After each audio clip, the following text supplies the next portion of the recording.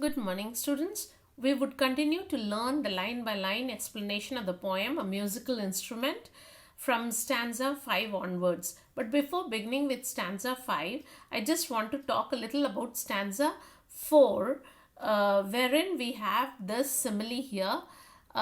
He drew the pit like the heart of a man. So here the poet compares Pan emptying the pith of the reed. Pith is the central tissue of the reed. So he takes out the pith and hollows the reed. So he pulls out the center part of the reed and makes it hollow.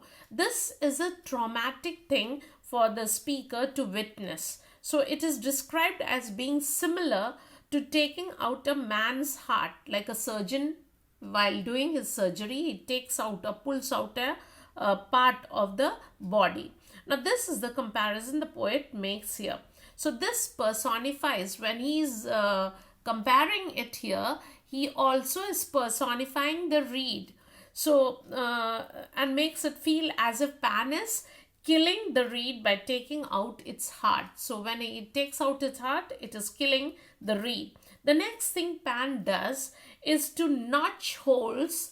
It says here, steadily from the outside ring, and notched the poor dry empty thing in holes as he sat by the river. So what did he do? He notched holes into the poor dry empty thing.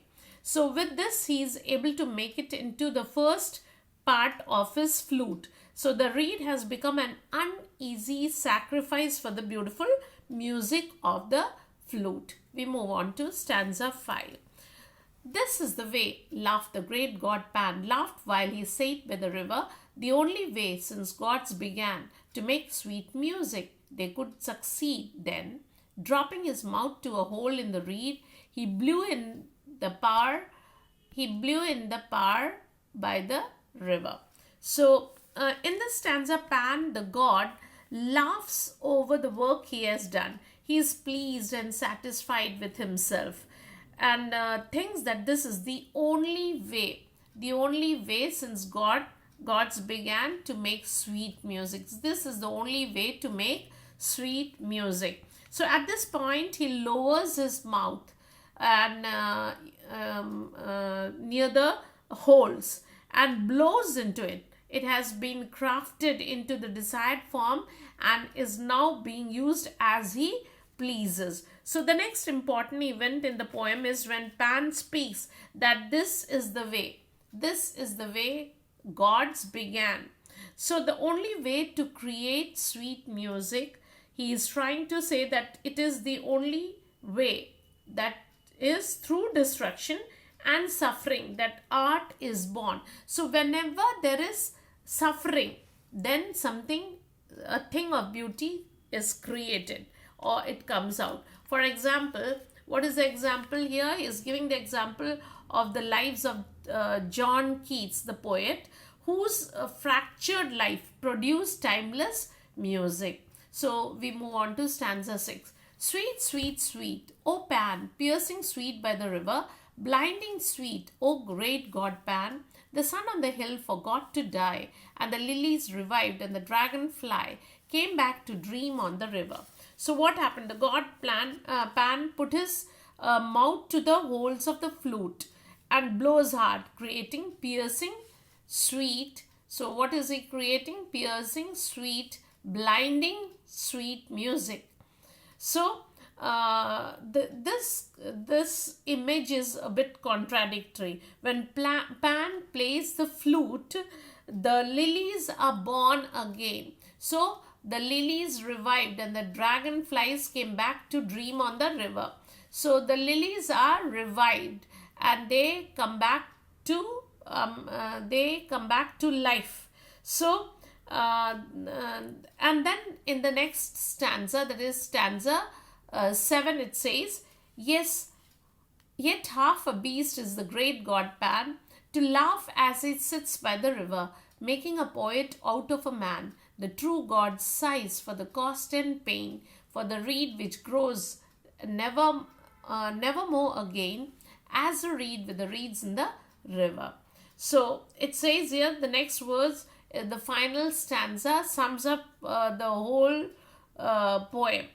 So the next verse and the final stanza sums up the poet's point very well, as he emphasizes on the literal duality of the situation. Pan is both God and beast. So he is beast and God, both.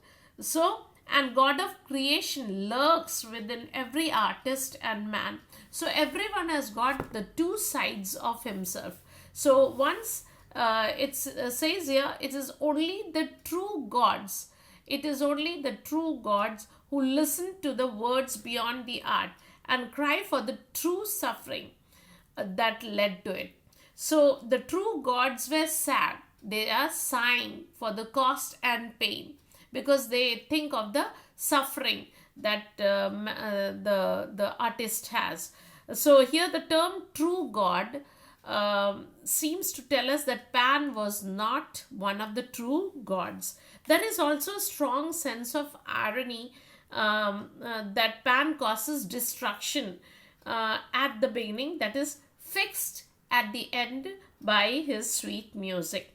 The main lesson of this poem, therefore, is that whenever there is beauty, wherever there is beauty, there may be pain or destruction. So we all need to, what is the lesson? We all need to judge for ourselves whether or not what we do is worth the risks or negativity it may potentially cause. So this is the lesson for all, whether a god, a human, or an animal. We all have the potential for creating beauty as well as destruction, creating destruction all around us. So with this, we come to the end of the explanation. Thank you.